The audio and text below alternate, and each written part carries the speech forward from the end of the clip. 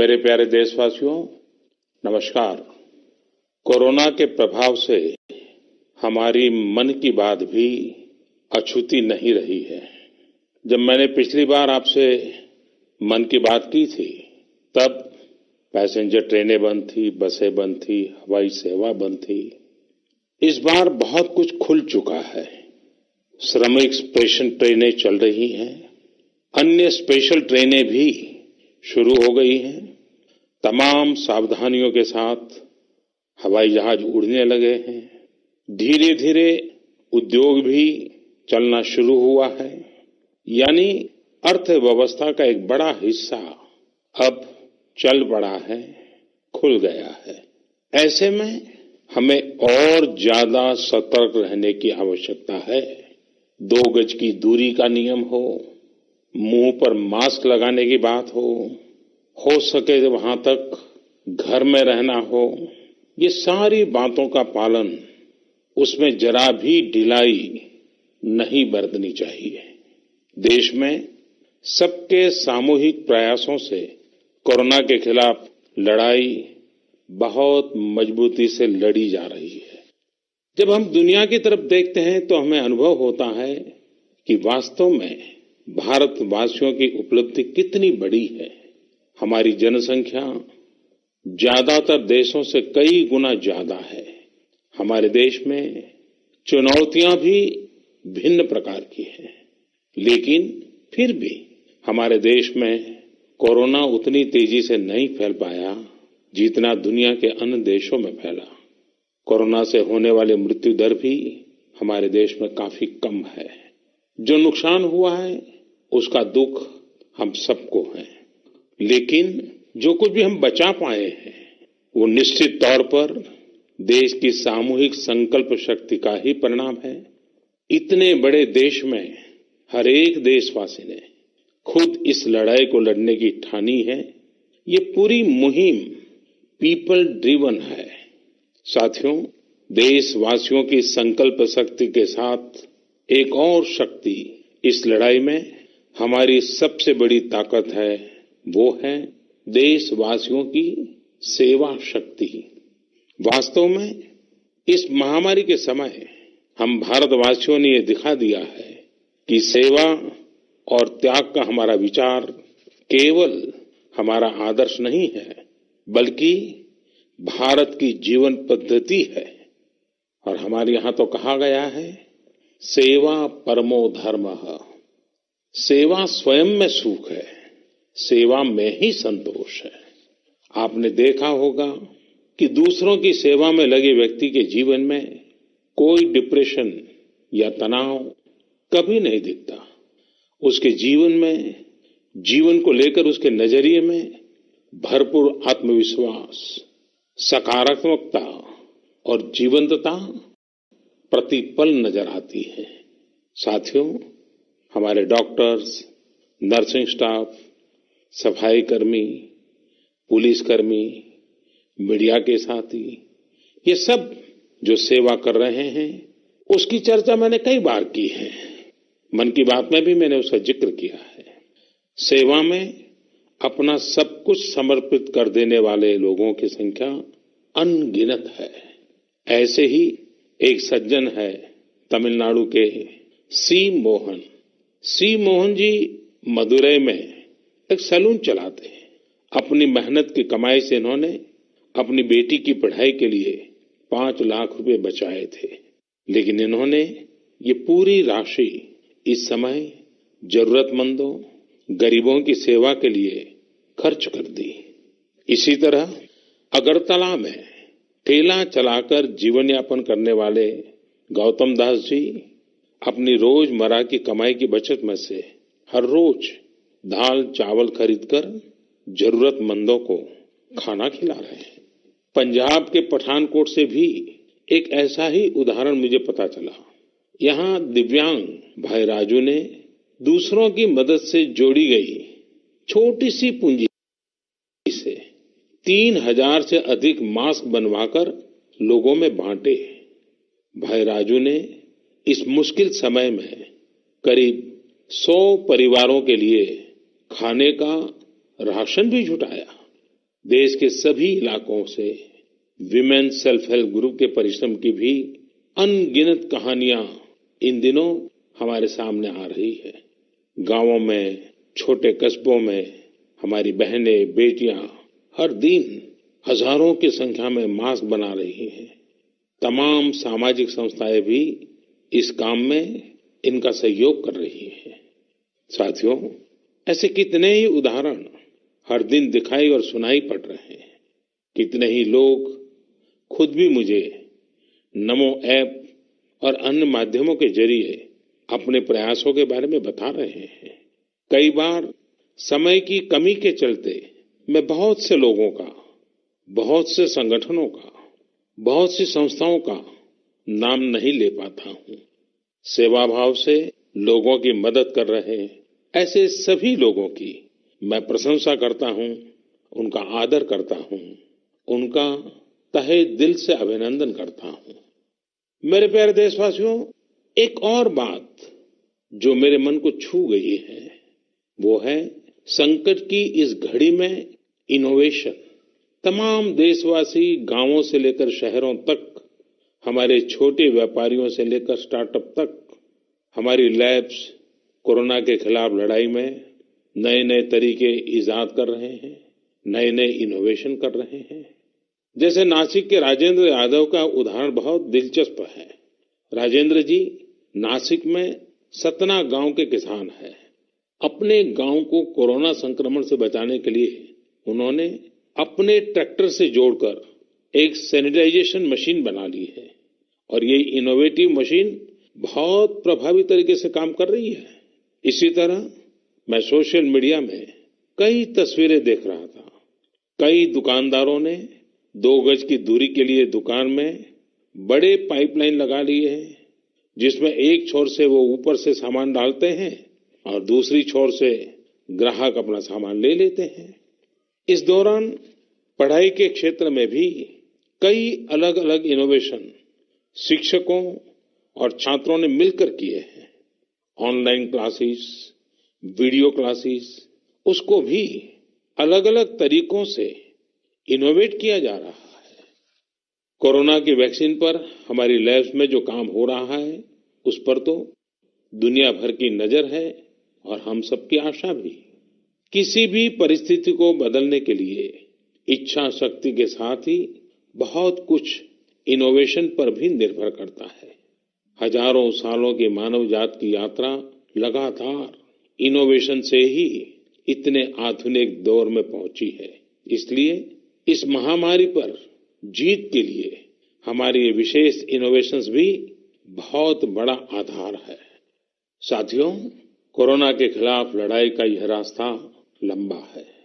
एक ऐसी आपदा जिसका पूरी दुनिया के पास कोई इलाज ही नहीं है, जिसका कोई पहले का अनुभव भी नहीं है, तो ऐसे में नई नई चुनौतियां और उसके कारण परेशानियां हम अनुभव भी कर रहे हैं।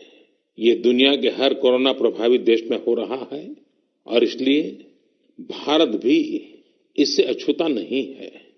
हमारे देश में भी कोई वर्ग ऐसा नहीं है जो कठिनाई में न हो, परेशानी में न हो। और इस संकट की सबसे बड़ी चोट अगर किसी पर पड़ी है तो हमारे गरीब, मजदूर, श्रमिक वर्ग पर पड़ी है। उनकी तकलीफ, उनका दर्द, उनकी पीड़ा शब्दों में नहीं कही जा सकती। हम में से कौन ऐसा होगा जो उनकी और उनके परिवार की तकलीफों को अनुभव न कर रहा हो। हम सब मिलकर इस तकलीफ को, इस पीड़ा को बांटने का प्रयास कर रहे हैं। पूरा देश प्रयास कर रहा है। हमारे रेलवे के साथी दिन रात लगे हुए हैं। केंद्र हो, राज्य हो, स्थानीय स्वराज की संस्थाएं हो, हर कोई दिन रात मेहनत कर रहे हैं। जिस प्रकार रेलवे के कर्मचारी आज जुटे हुए हैं, वे भी एक प्रकार से अग्रिम पंक्ति में खड़े कोरोना वॉरियर्स ही है। लाखों श्रमिकों को ट्रेनों से और बसों से सुरक्षित ले जाना, उनके खाने पीने की चिंता करना, हर जिले में क्वारंटाइन केंद्रों की व्यवस्था करना, सभी की टेस्टिंग, चेकअप उपचार की व्यवस्था करना, ये सब काम लगातार चल रहे हैं और बहुत बड़ी मात्रा में चल रहे हैं।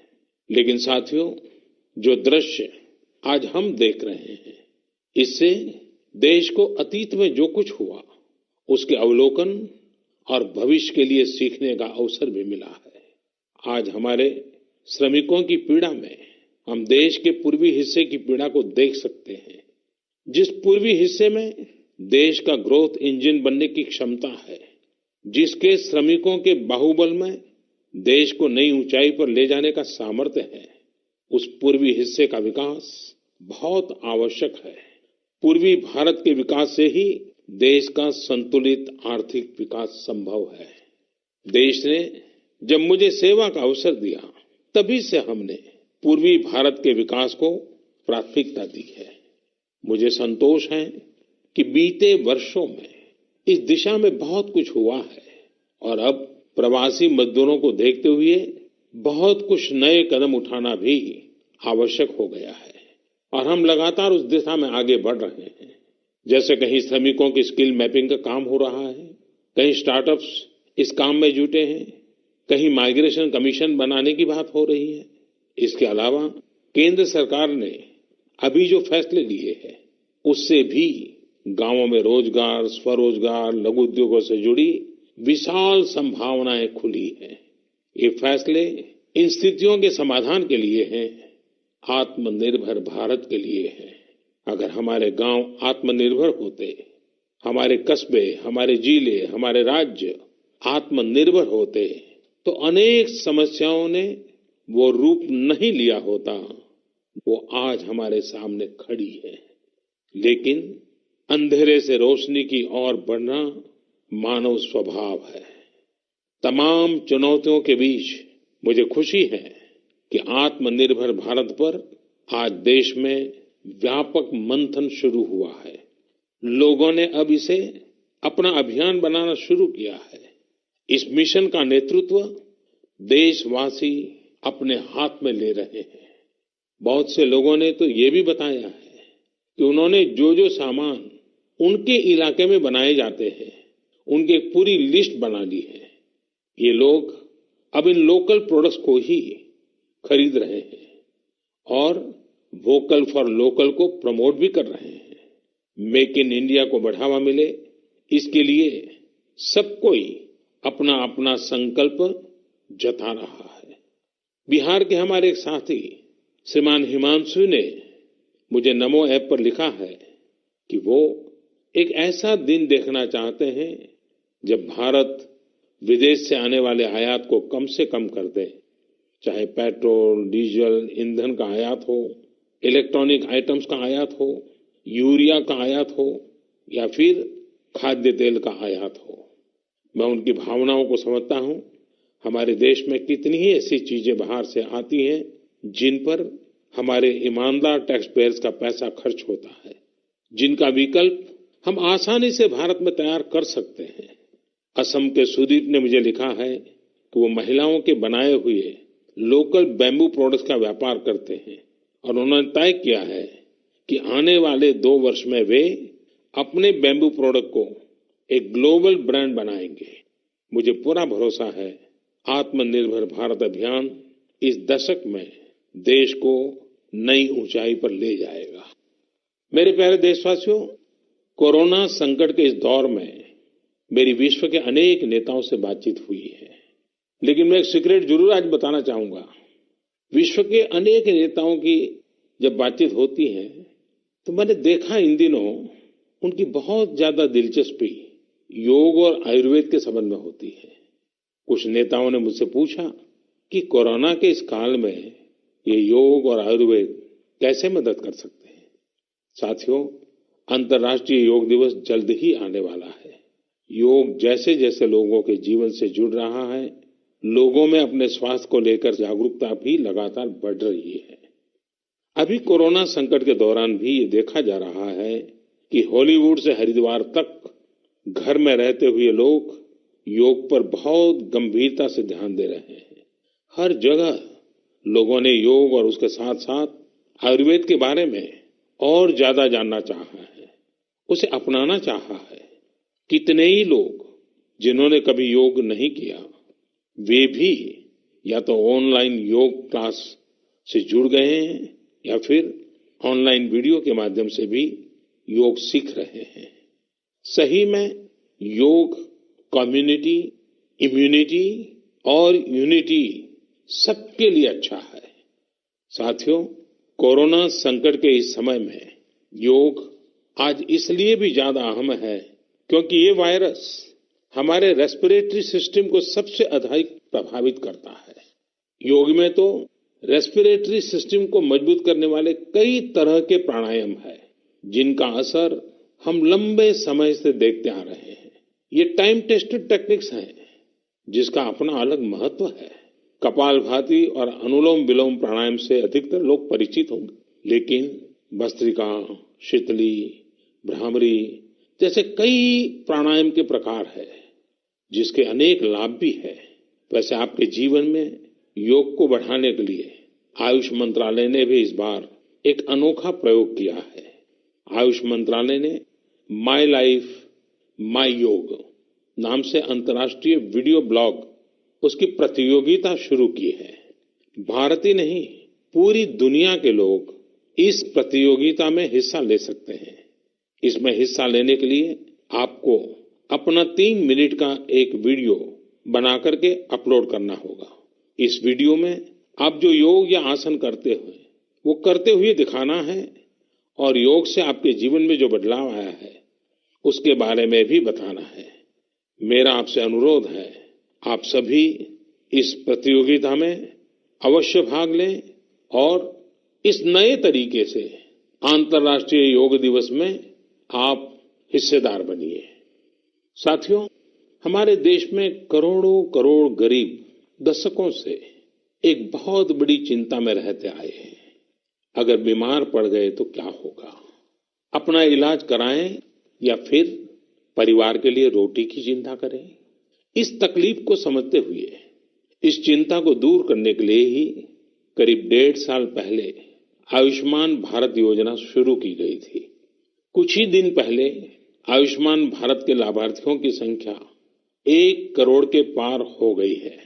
1 करोड़ से ज्यादा मरीज मतलब देश के 1 करोड़ से अधिक परिवारों की सेवा हुई है। 1 करोड़ से ज्यादा मरीज का मतलब क्या होता है मालूम है? 1 करोड़ से ज्यादा मरीज मतलब नॉर्वे जैसा देश, सिंगापुर जैसा देश, उसकी जो टोटल जनसंख्या है उससे 2 गुना लोगों को मुफ्त में इलाज दिया गया है। अगर गरीबों को अस्पताल में भर्ती होने के बाद इलाज के लिए पैसे देने पड़ते, इनका मुफ्त इलाज नहीं हुआ होता, तो उन्हें एक मोटा मोटा अंदाज है करीब करीब 14,000 करोड़ रुपए से भी ज्यादा अपनी जेब से खर्च करने पड़ते हैं। आयुष्मान भारत योजना ने गरीबों के पैसे खर्च होने से बचाए हैं। मैं आयुष्मान भारत के सभी लाभार्थियों के साथ साथ मरीजों का उपचार करने वाले सभी डॉक्टरों, नर्सेज और मेडिकल स्टाफ को भी बधाई देता हूं। आयुष्मान भारत योजना के साथ एक बहुत बड़ी विशेषता पोर्टेबिलिटी की सुविधा भी है। पोर्टेबिलिटी ने देश को एकता के रंग में रंगने में भी मदद की है। यानी बिहार का कोई गरीब अगर चाहे तो उसे कर्नाटका में भी वही सुविधा मिलेगी जो उसे अपने राज्य में मिलती। इसी तरह महाराष्ट्र का कोई गरीब चाहे तो उसे इलाज की वही सुविधा तमिलनाडु में मिलती। इस योजना के कारण किसी क्षेत्र में जहां स्वास्थ्य की व्यवस्था कमजोर है, वहां के गरीब को देश के किसी भी कोने में उत्तम इलाज कराने की सहूलियत मिलती है।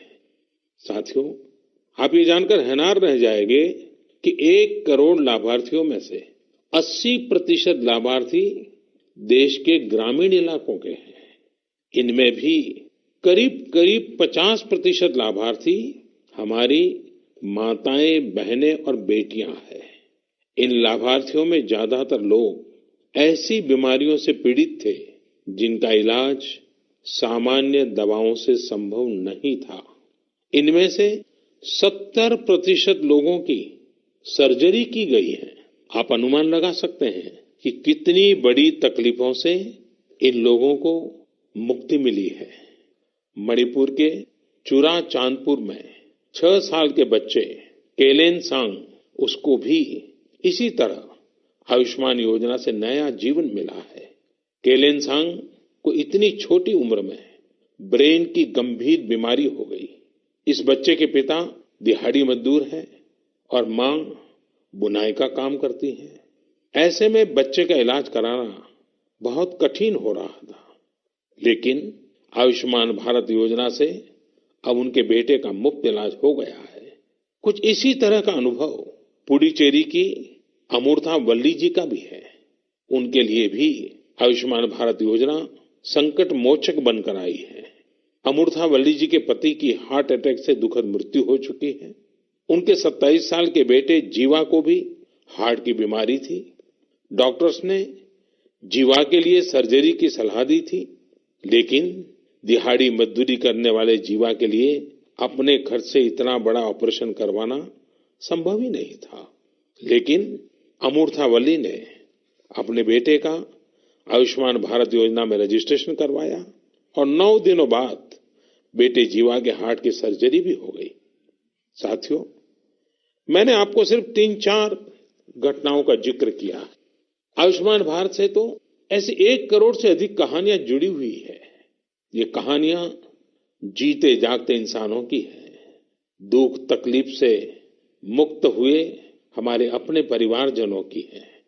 आपसे मेरा आग्रह है, कभी समय मिले तो ऐसे व्यक्ति से जरूर बात करिएगा जिसने आयुष्मान भारत योजना के तहत अपना इलाज कराया हो।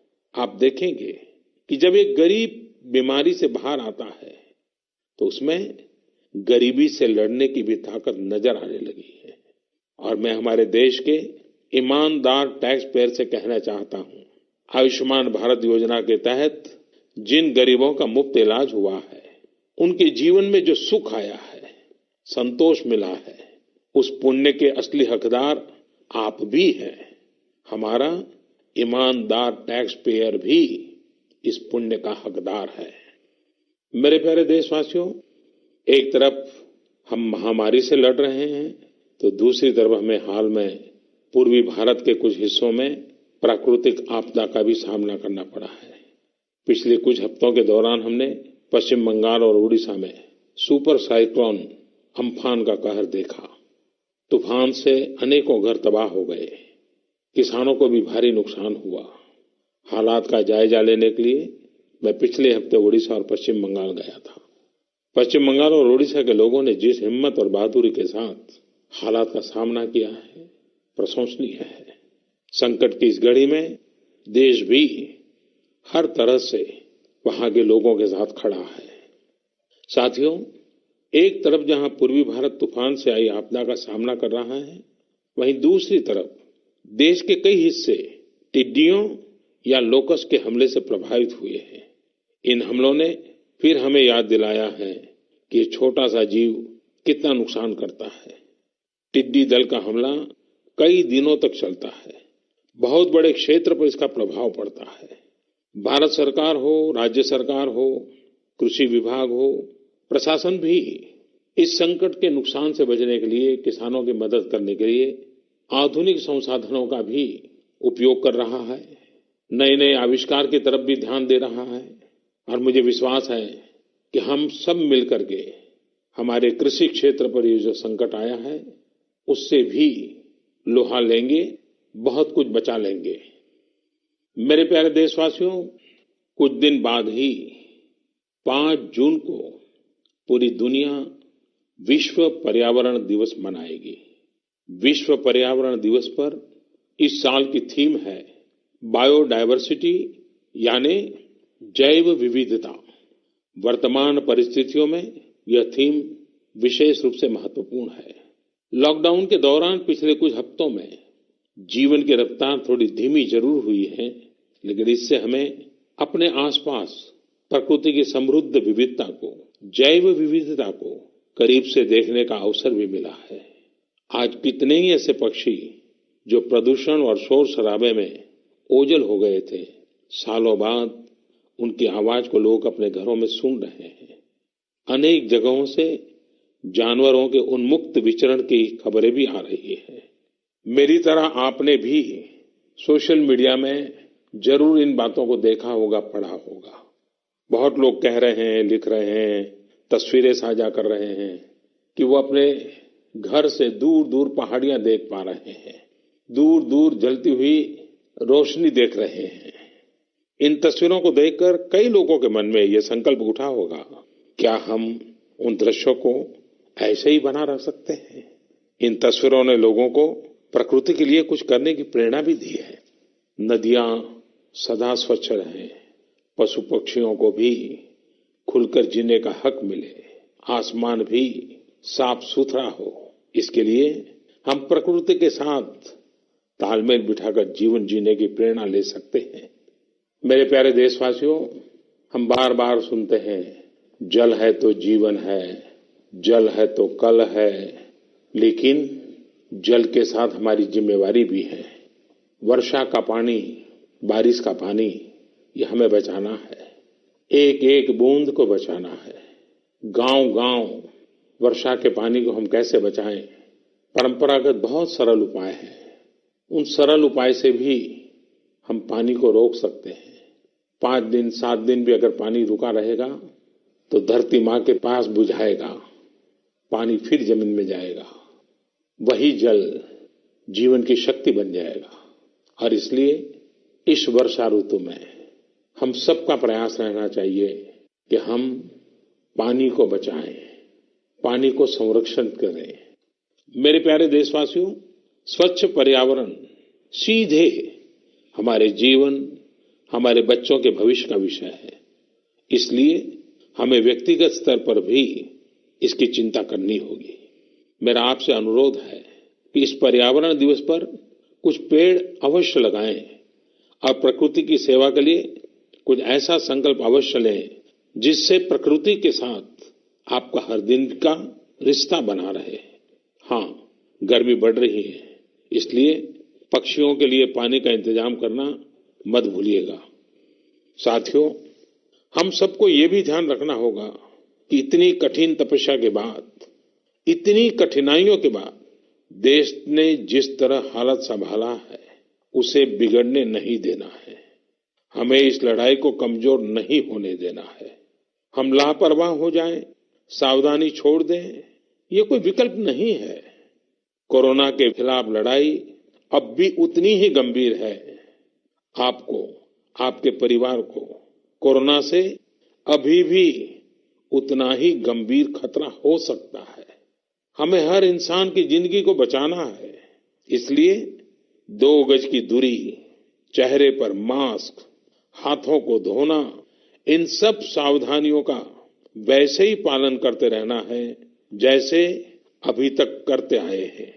मुझे पूरा विश्वास है कि आप अपने लिए, अपनों के लिए, अपने देश के लिए ये सावधानी जरूर रखेंगे।